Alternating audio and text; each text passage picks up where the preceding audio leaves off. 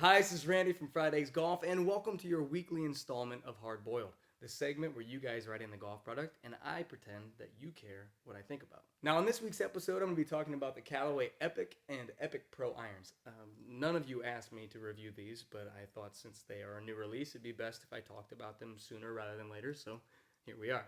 Now, when you set these two irons next to one another, the Epic and Epic Pro, they look very similar at first glance. As a matter of fact, they look almost identical. They both have this kind of like bracing prong that connects the sole of the club to the top line there. They also have this kind of carbon fiber insert in the cavity back, and they have the same color scheme. So at a distance, they look very close. It's not really until you flip them over that you see the difference. The Epic iron has a little bit wider bottom sole than the Epic Pro. You can see it's a little bit thinner, a little bit more slender, and a little bit, it looks just a tad bit shorter from heel to toe. Yeah, I think so. And when you look at address position, you can see that the Epic has a wider top line than the Pro version, also a little bit more offset. I think they're great looking irons. I think they have shelf appeal. When you walk by these on the rack, I think you'd be enticed to pick them up. They look new, they look interesting, and they kind of tell a story with the way they're designed. And I like clubs that have visible technology that you can relate and share that with the customer. That way they know you're not just blowing smoke. Now, before I get into these irons, I do want to talk a little bit about the technology that Callaway has infused in them. And Callaway has admittedly said that they've taken all the gloves off. They want to make an iron that performs optimally, and they've taken all the restrictions as far as cost and everything off the table. So they're letting you know that they're going to make the best iron, and they don't care what the costs are. I feel like we've heard this before. So they've designed the Epic iron with 360 cup face technology, which we've seen in other Callaway irons in the past.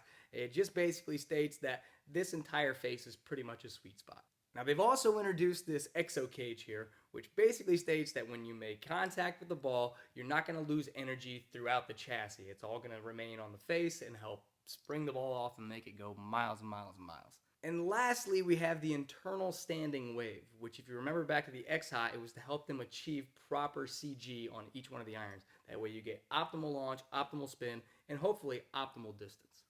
Now, I've had these irons for a couple days now, and I've had the opportunity to hit them both outside and inside. I've hit them on the simulator. I've hit them against my irons. I hit them against old Callaway irons.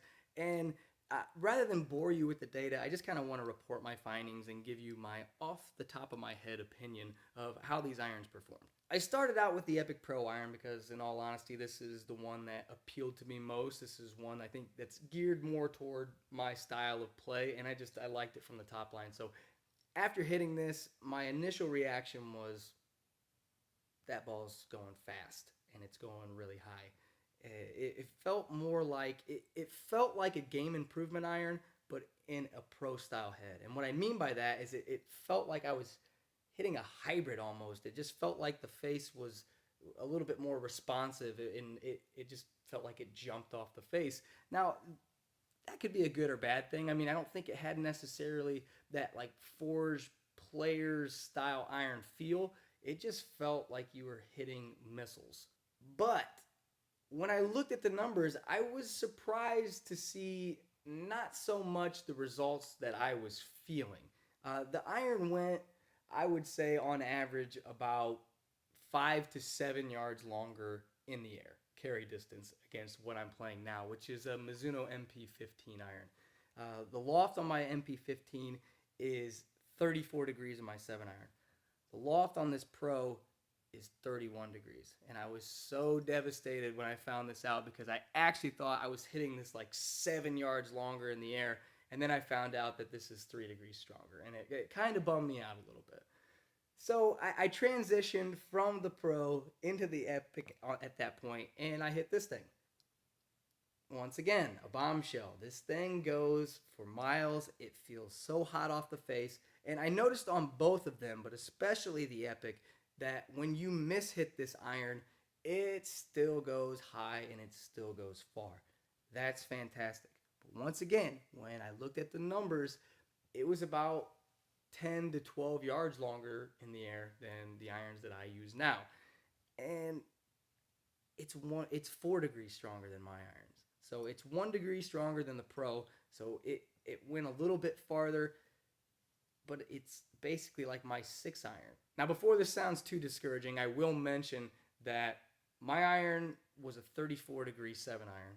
This iron, the Epic, is a 30-degree 7-iron. So yeah, there's 4 degrees difference there. So naturally, you're like, yeah, you're gonna hit that farther. Here's the funny thing: I launched my iron, my 7-iron, around 18, 19 degrees. I launched this Epic around 23, 22, 23. So if you think about it, that's 4 degrees stronger, and I launched it almost 4 degrees higher.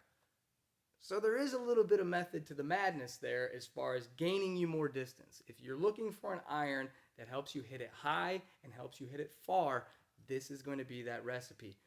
But it does not spin a lot. There's not a lot of spin on there. So if you don't get the proper height on the shot and the ball comes into the green a little fast, it's not going to have a lot of spin to slow it down.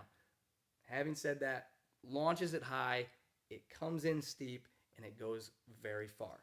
The Epic Pro, it's really very similar story there. This is 31 degrees. It's 3 degrees stronger. It launched about 2 or 3 degrees higher than my iron. Once again, a little bit lower spin, but it went so high and came down so steep, they might actually hold the green because of how steeply they're descending. That's my 2 cents. Even though I've been in retail for 12 years, I still get so excited every time new equipment comes out. And I'm not saying that these irons are disappointing, but anytime you hear Callaway say that, they're taking the gloves off and they're going to design an iron that outperforms any iron that they've ever made, and they price them at $2,000 for a set of these, you expect something crazy. You expect something next level. I think these irons perform amazingly. I think that if you're out there and you're playing like a set of, X20s, X22s, and you're like, I need to step my iron game up, you hit these, you'll see a night and day difference. I really do. I think you'll see a higher ball flight. I think you'll see more distance. But if you're playing like the steelheads, I think these perform similarly to the steelhead. I actually hit the steelhead iron next to these in a 7-iron with the same shaft and all of them, and I think I hit the steelhead just as far. I don't know if it went quite as high, but it definitely went as far. You can take that for what it is. So thank you guys so much for watching. I appreciate all your feedback. If you can please let me know in the comment section what you would like next week's episode of Hard Boiled to be about. I will shuffle through those and I will decide what to make that episode off of. I promise this time I will use a suggestion from you guys rather than going completely rogue on this one. So thumbs up the video, subscribe to the channel. If you have any questions or comments, like I said, put them down below. And until then, I will see you guys next time.